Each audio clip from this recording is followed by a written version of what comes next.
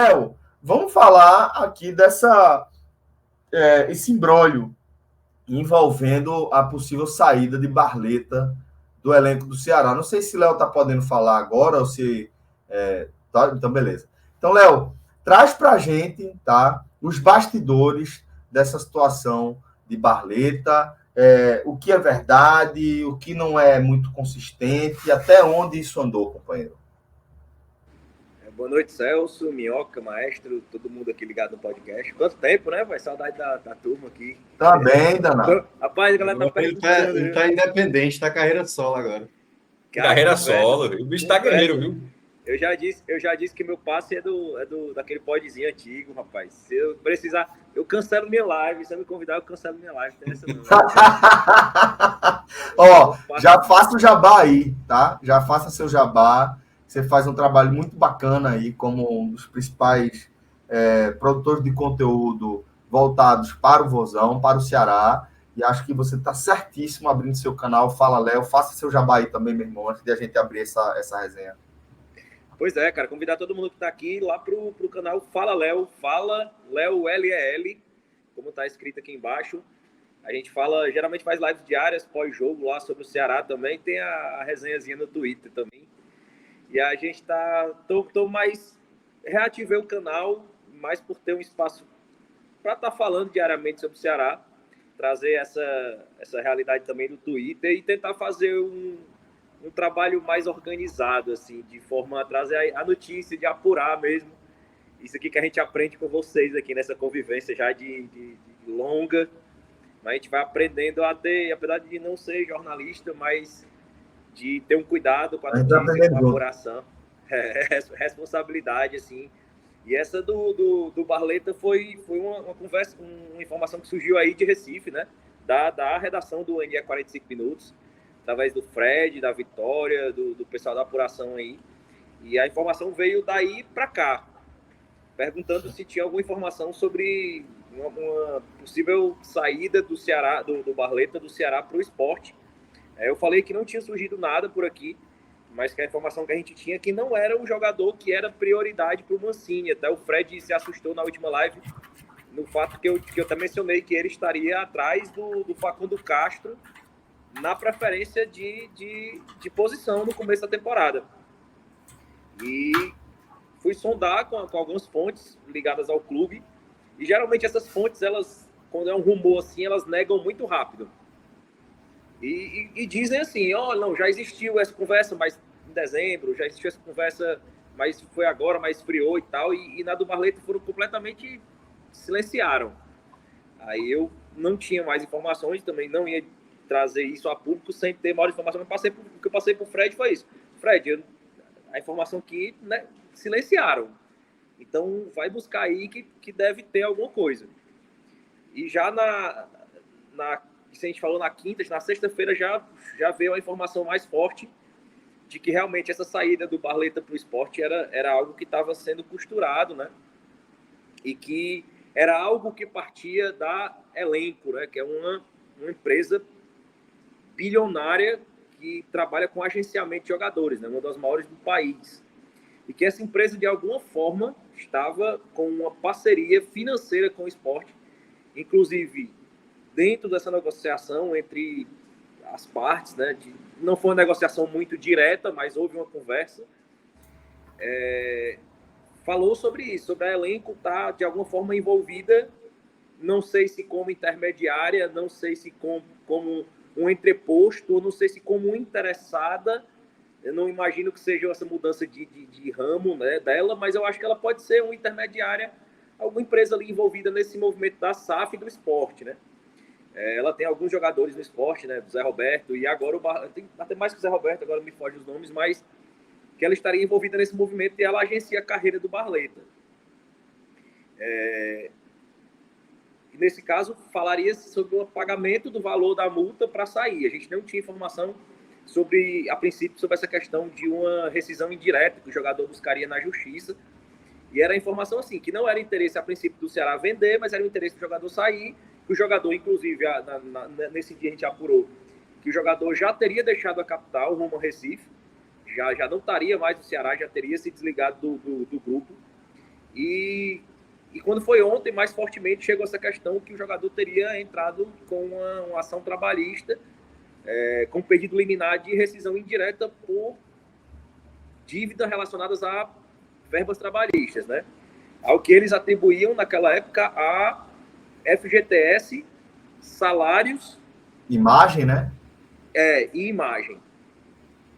Aí foi a informação que prevaleceu ontem, os advogados vazou, né, o número do processo, que corre em segredo de justiça. Inclusive, as partes lá são com siglas das iniciais, tanto o Ceará como o Barleta. Mas o fato é que existia o processo. E aqui eu falo, entrando no aspecto sobre o Ceará. O Ceará, ele tem esse grande problema de comunicação. A falta de comunicação do Ceará, ou a comunicação do Ceará, ou ela não existe, ou ela é mal feita, fora de tempo. Ela é feita num timing que já não é mais... O problema já adquiriu uma proporção muito grande que não teria adquirido se ela tivesse mencionado antes, falado, trabalhado isso antes. Hoje já o Ceará já se manifestou através de nota, o advogado de Barleta se manifestou, e assim, eu fui um pouco mais além na apuração, diretamente com fontes do judiciário, para não ficar com esporte, não ficar com o Ceará, e realmente buscar o que de fato existe no processo. Como o processo corre em segredo de justiça, ninguém envolvido pode realmente divulgar os fatos. Mas dentro do judiciário, o que eu apurei é que existe, o processo foi, a ação trabalhista foi ajuizada na quinta-feira, e na sexta a juíza indeferiu o pedido de liminar do Barleta. Só que com o protocolo do processo, a elenco estava tão confiante na concessão da liminar que orientou o Barleta a viajar. Só que a juíza indeferiu por não verificar elementos para conceder de pronto essa rescisão indireta. E deu ao Ceará o prazo de 5 dias para apresentar documentos que essa dívida teria sido paga, ou que não existia esse fundo de garantia em atraso que justificasse essa rescisão indireta. Esse prazo vai começar a contar na terça-feira.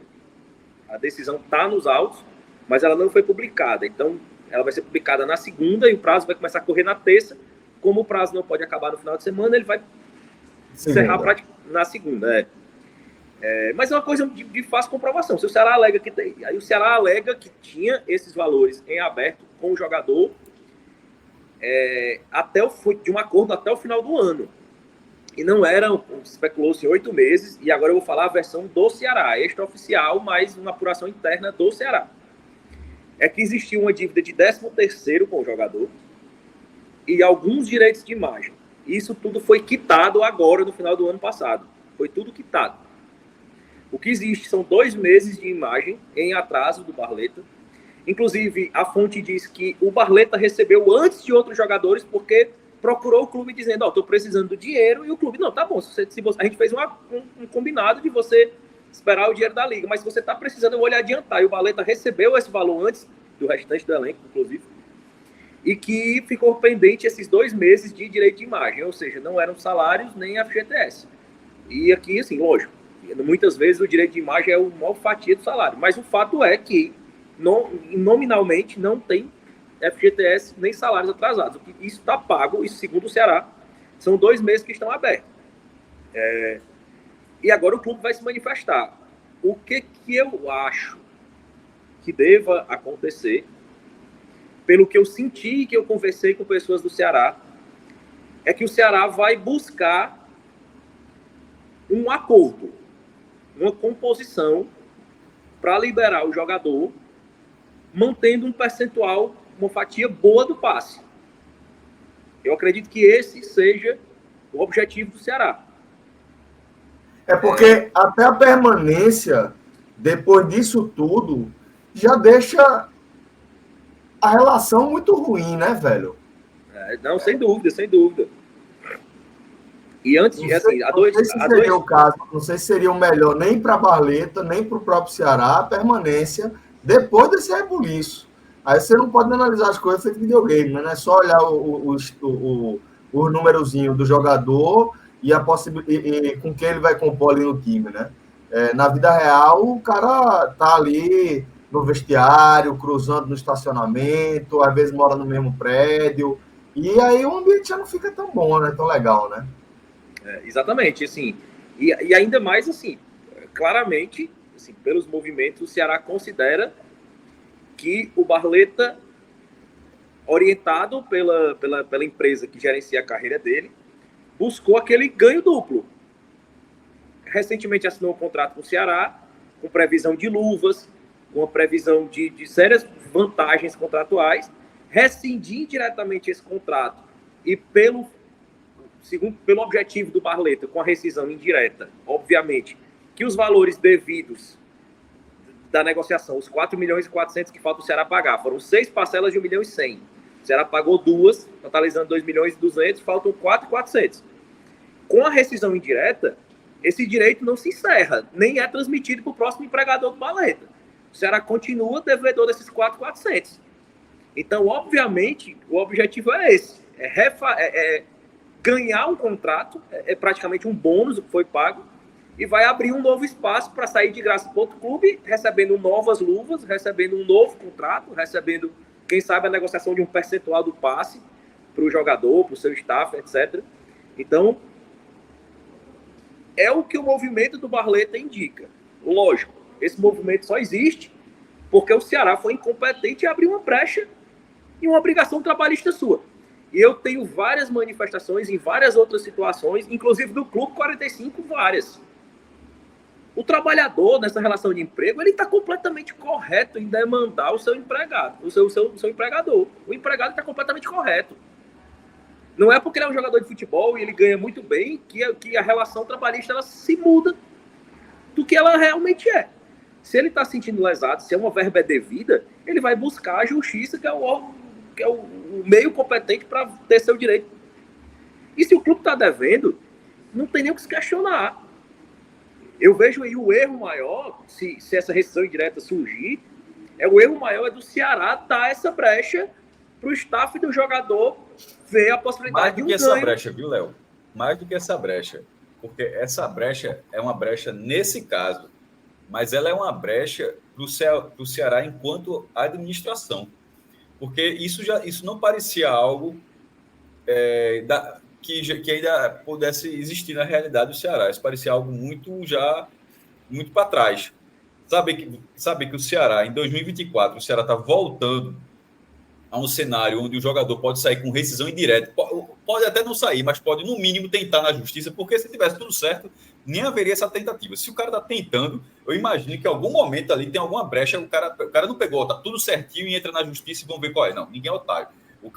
Alguma coisa estava faltando ali e os caras, talvez com isso consiga.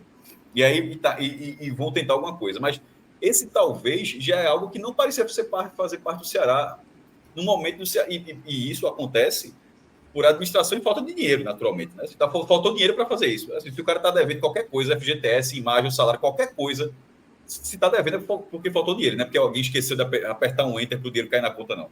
E o Ceará, nesse momento, sendo essa lógica, faltando dinheiro, é algo que realmente parecia para trás. A gente analisa balanços aqui há algum tempo. E o Ceará, junto com o Fortaleza, o Ceará ainda tem o menor passivo dos 7 principais clubes. Mas aquela questão, era o menor passivo até ano passado. Desse ano, como é que vai ser? Porque o desse ano, quando sair o balanço desse ano, ele se refere a 2023. Eu estou curioso para saber, porque para o clube estar nessa situação em janeiro, é porque o balanço de 23 talvez seja mais severo do que vinha sendo. Se o clube recebeu 25% da liga e ainda assim não cumpriu todas as suas obrigações, é porque o orçamento original estava muito longe de dar conta. Assim, o Ceará recebeu metade, o Ceará vai ganhar, se não me engano, 118 milhões, recebeu um quarto disso. E nem com um quarto disso ele conseguiu cumprir tudo que ele tinha para fazer. A gente não está na metade de 24, a gente está em janeiro de 24. Ou seja, faltava muita coisa. O Ceará está precisando de mais 25% da liga, até porque ele colocou até no orçamento dele. O orçamento do Ceará está 146 milhões de reais, vai 146, 149. Vou até, para não dar o número, acho que eu estou invertendo o número aqui, mas vai ser disparado o maior da Série B. O Ceará colocou no orçamento dele, o número é 100, para dar o certinho, 149 milhões e 300 mil reais. É o maior orçamento da Série B. O do Sport seria um orçamento maior, mas o Sport não colocou o dinheiro da liga dele no orçamento. Ou seja, se não colocou, assim, dane-se se não colocou. Esse dinheiro vai estar à disposição. O Ceará, pelo menos, já colocou logo. Mas nota-se que talvez não seja suficiente para o Ceará esse ano. Então, é bom ficar atento, porque esses pequenos detalhes, mesmo que o Barleta volte, a Ceará acertou tudo, no fim das contas, acabou sendo um bom negócio. O jogador ficou insatisfeito, vai sair, o Ceará reteve lá 30%, sei lá, da negociação e tal. Mas não era para estar acontecendo nada disso. Barleta, se o Ceará pagou 6 milhões, se comprometeu, né, comprou parcelado, 6 milhões e 600 mil reais, era para usufruir do jogador e vender mais caro ainda. Para estar saindo dessa forma, é porque faltou recurso. E como assim faltou recurso? Assim, isso que tem que ficar alerta. Aí a gente falou que, quando eu digo a gente, o Fred já falou várias vezes do Sport implodir lá de 2018, a turma do Ceará nunca gostou muito, não. Tomara que não aconteça. Aquilo ali nunca foi agorando, não. Pô. Aquilo era simplesmente um alerta para dizer, tinha um time aqui que estava nesse nível o tempo todo, passava toda essa imagem o tempo todo. O balanço, no caso, não estou dizendo que é o do Ceará, mas o do Sport era um balanço completamente dissociado da realidade. Porque se o time deve 250 milhões, como é que só tinha as dívidas não estavam reconhecidas ali? E na hora que se descobriu um atraso de salário, foi a reportagem de Daniel Leal, enquanto era do Super Esporte. Eu também era. Super Esporte é o caderno do Esporte Diário de Pernambuco. O presidente do Esporte foi desmentir, Daniel Leal, dizendo que não eram 3 meses, 2 meses, sei lá, eram 4 dias. Aí Daniel cravou, bancou e surgiu, e Daniel estava certo. O presidente, não sei por que o presidente foi dizer que era só 4 dias. Eram os meses que estavam na matéria. Era uma bomba relógio que explodiu. E até hoje, essa bomba, até hoje o Sport está sofrendo por causa dessa bomba. Então, nessa escala de dinheiro, quando explode, é nessa forma. Nesse caso do Ceará, se perde um jogador de 6 milhões, é como o Léo falou. O Ceará, se perder o jogador, o Ceará continuará comprometido a pagar o resto do dinheiro para o Corinthians. Pô. Já pensou, perde o jogador, ainda tem que pagar os 4 milhões para o Corinthians?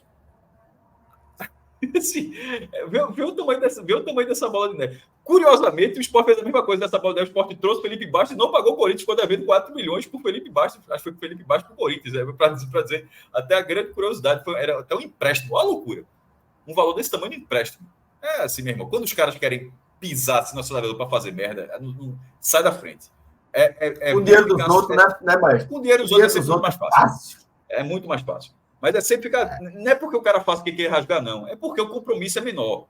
Tipo, o cara está fazendo uma coisa que, se fizer aquilo, der muito errado, a família do cara vai passar por uma dificuldade muito grande. O cara nem passa da cabeça dele.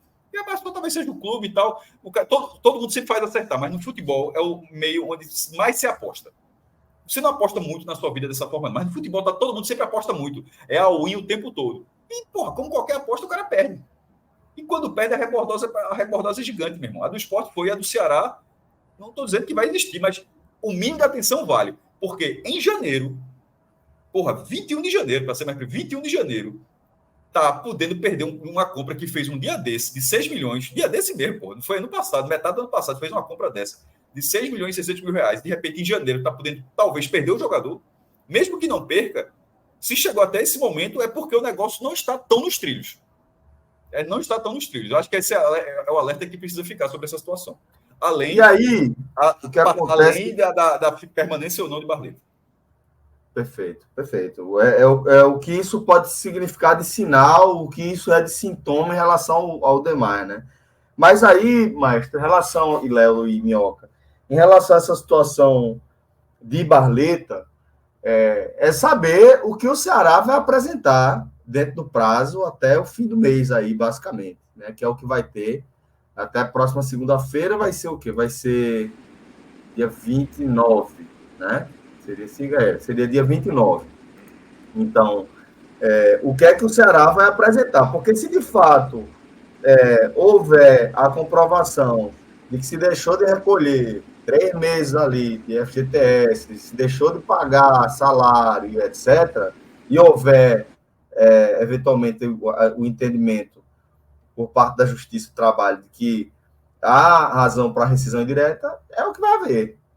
É o que vai haver, porque já está claro que, não sei, a gente não pode falar em relação ao destino de Barleta, mas já está claro que não é do interesse do jogador e de seu staff que ele permaneça no Ceará. Então, é entender o que é que vai acontecer. Porque aí,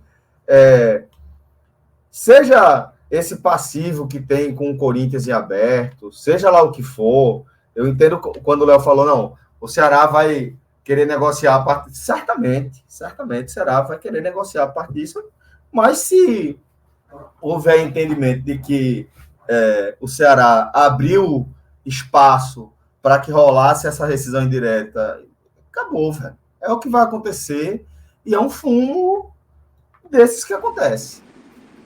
É um fumo desses que vai repercutir durante muito tempo, né? E é dentro do que a gente está falando, do que o mais acabou de destacar, da irresponsabilidade de gestões, né? O atual presidente do Ceará, ele foi durante muitos anos o diretor financeiro. Eu já conversei com ele. Ou seja, a parte boa do Ceará, só para não parecer, mudou a gestão. A parte boa do Ceará era com o João, que hoje é o presidente do Ceará, era o diretor financeiro no momento em que o Ceará estava equilibrado. Só para dizer assim, não são pessoas diferentes. Inclusive, Maestro, tinha, o atual presidente, João Paulo, é muito ligado ao ex-presidente Robson de Castro e herdou dele uma rejeição imensa. Ele já entrou praticamente inviabilizado, coisa que o Robson de Castro demorou 4 anos para se inviabilizar. Mas eu ia seguir essa linha.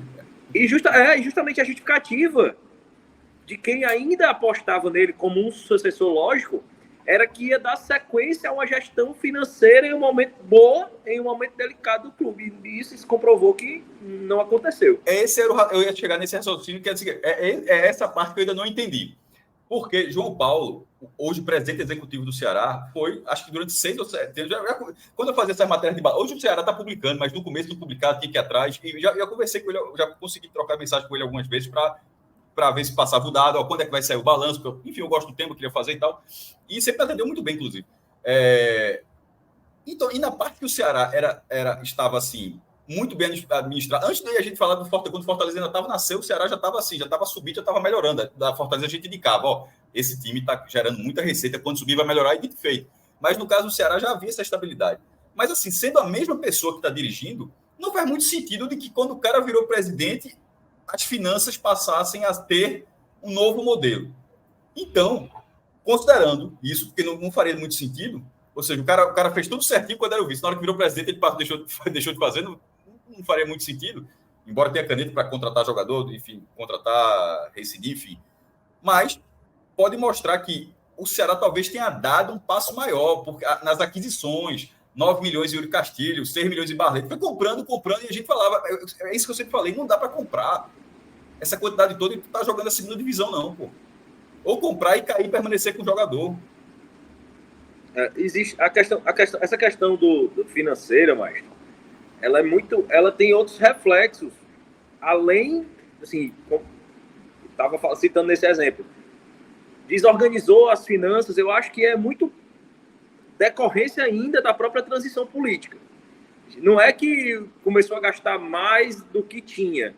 Eu acho que o Ceará teve que se desfazer de ativos de forma acelerada, jogadores que o clube não poderia manter, mas a um preço abaixo do que se esperava, para saldar. Eu já trouxe isso em live, mas eu vou reforçar porque eu acho que nem todo mundo conhece essa história.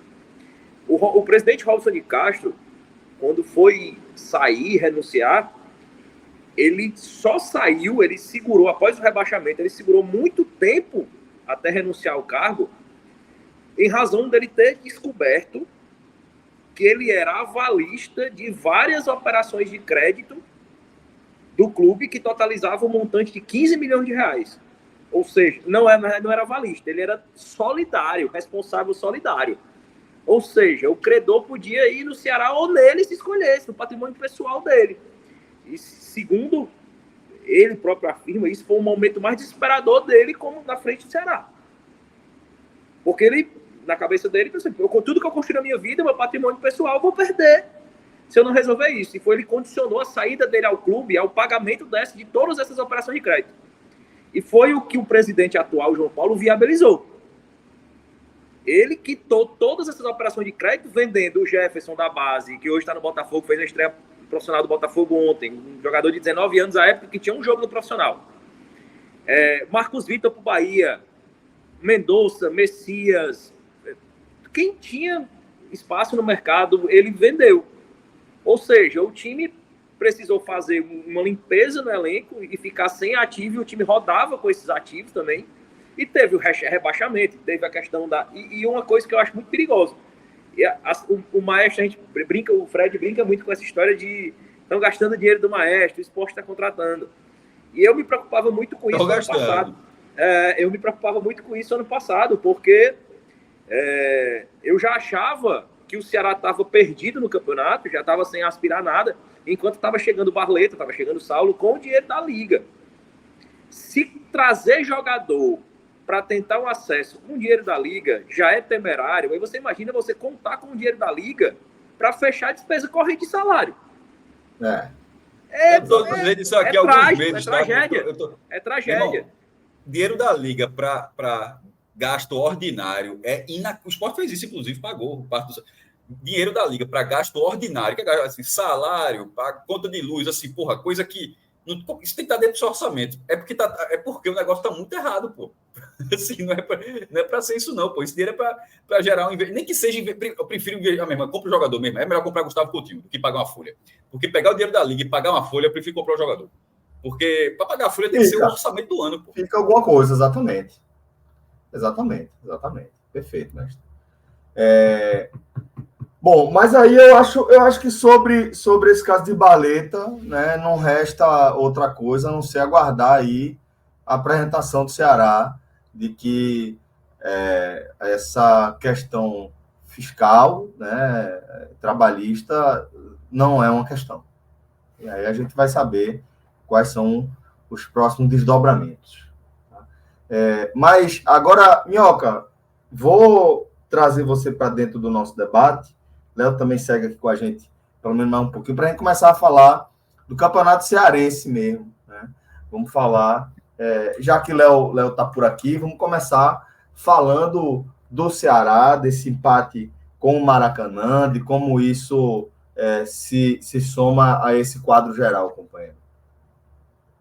Então, Celso, né, na abertura, né, dessa temporada para o Ceará, um time praticamente novo entrou dentro de campo hoje, né? Dos 11 que entraram como titulares, 9 foram novas aquisições. Eu até imaginei que talvez o Mancini fosse dar uma mesclada, sabe? David Ricardo com os zagueiros.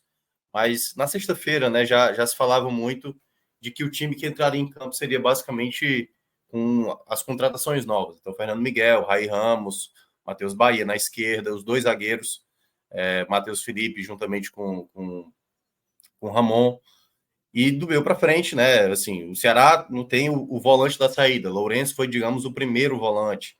Jogou Mugni, jogou Recalde. E aí deu para ver no primeiro duelo que eu entendo, e eu falei isso muito na transmissão da rádio, vai ter que ter uma certa paciência. Eu falei isso, aliás, tanto no jogo do Fortaleza, no sábado, como também do Ceará.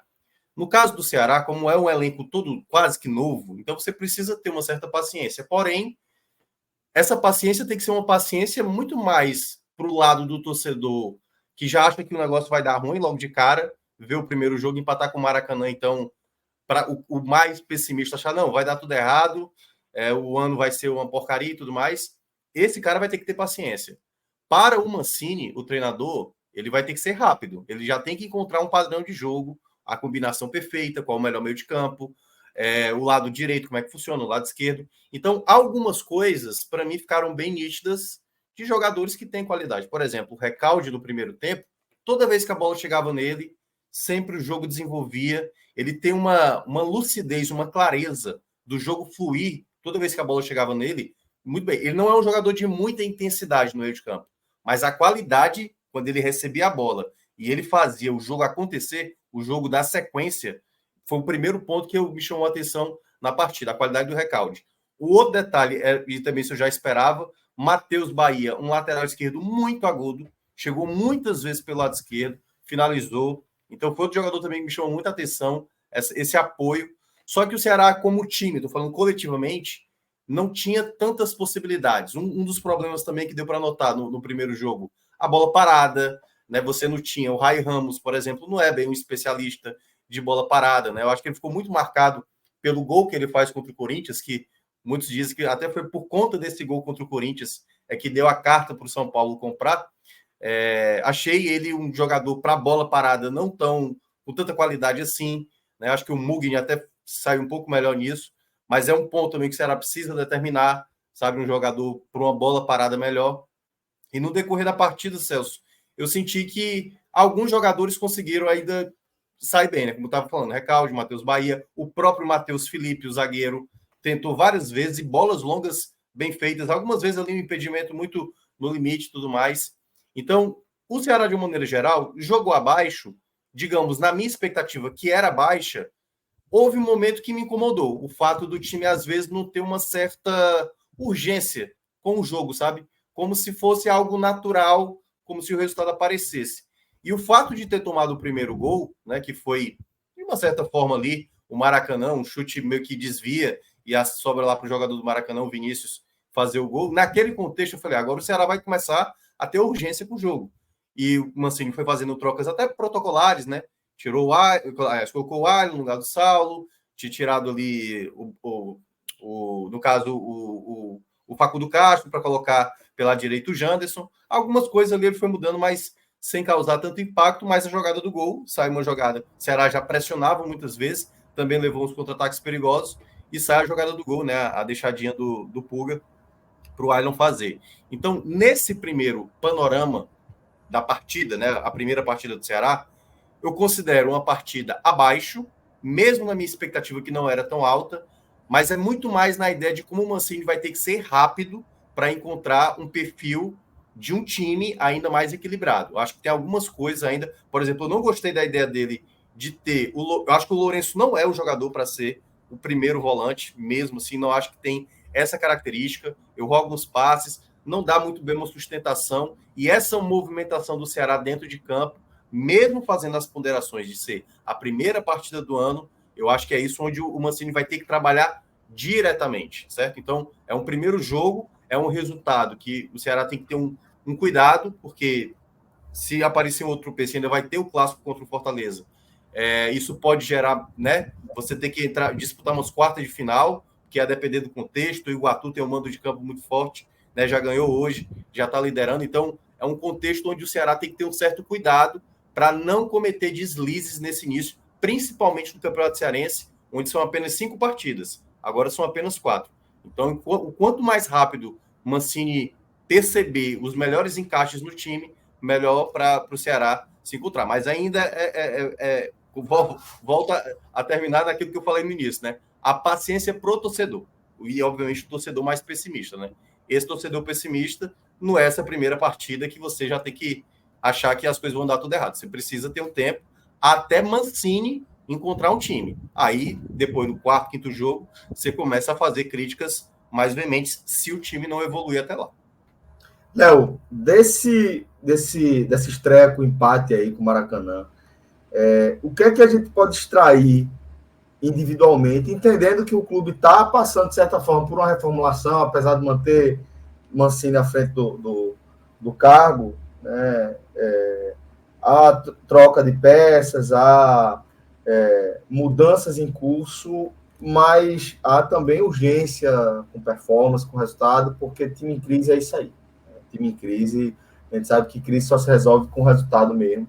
E como a gente está falando de um empate, queria que você falasse para a gente individualmente o que é que você extrairia. Pulga é o principal nome do time, de fato, até aqui, ele tomou conta ali da ponta e já se configura aí como líder técnico. O que mais a gente extrairia daí? Esse contexto que você trouxe da questão política, da crise, o Ceará eu falei muito nas minhas análises no Twitter, nas lives, desde o começo do ano, que o fator político, o fator pressão, o fator retrospecto recente vai pesar muito nessa reformulação. E as próprias peças do departamento de futebol sempre se manifestaram nesse sentido.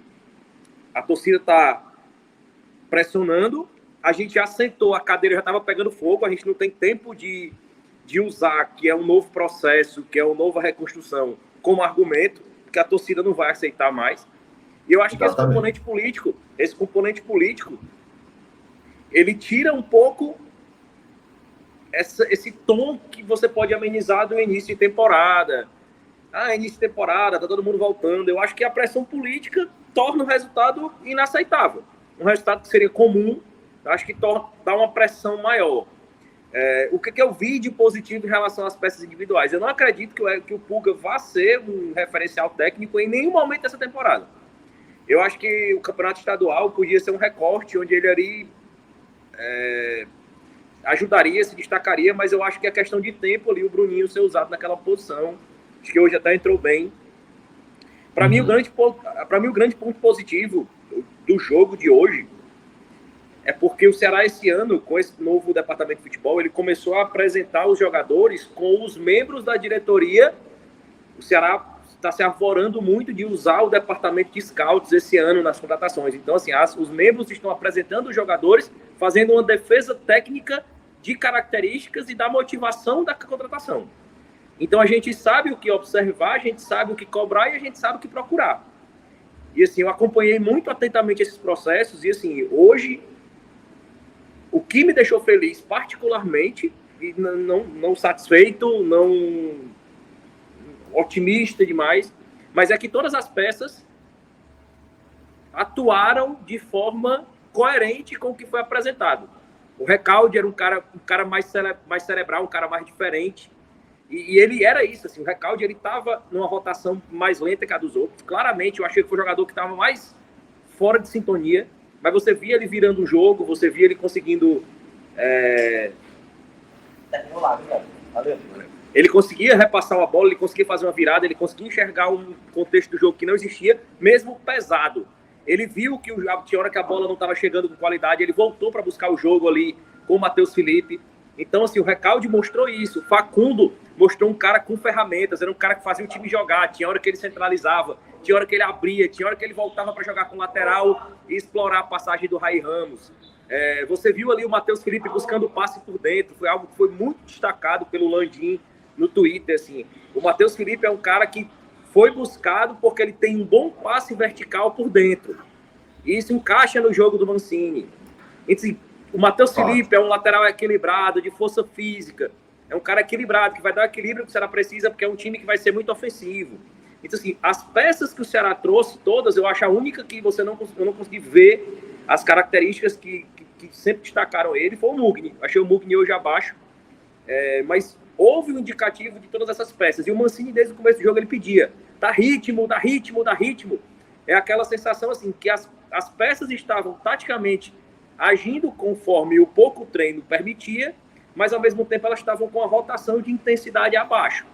É como se você estivesse treinando uma mecânica, então você vai... a mecânica do chute é essa, tu vai virar, se posicionar, botar o peso no pé de apoio e vai chutar a bola. E até você fazer aquela mecânica, você vai aprendendo como se fosse uma coreografia. Até aquilo se torna natural para você. Eu acho que hoje foi muito isso, como o Minhoca ressaltou, 9 mudanças, 9 jogadores estreando, só 2 remanescentes, um deles sendo o Saulo, que se lesionou, já chegou no final da reta da Série B, o outro sendo o Pulga, que pouco jogou, só virou titular quando o campeonato já não valia mais nada. Entendeu? Assim, até os remanescentes aí não estão num contexto de permanência, de manutenção. Então, assim, em termos de observação de uma capacidade de evolução, eu acredito que foi positivo. Mas eu acho que o resultado foi negativo dentro do contexto que o campo precisava responder, porque era a única coisa que a torcida estava se apegando diante de uma crise política.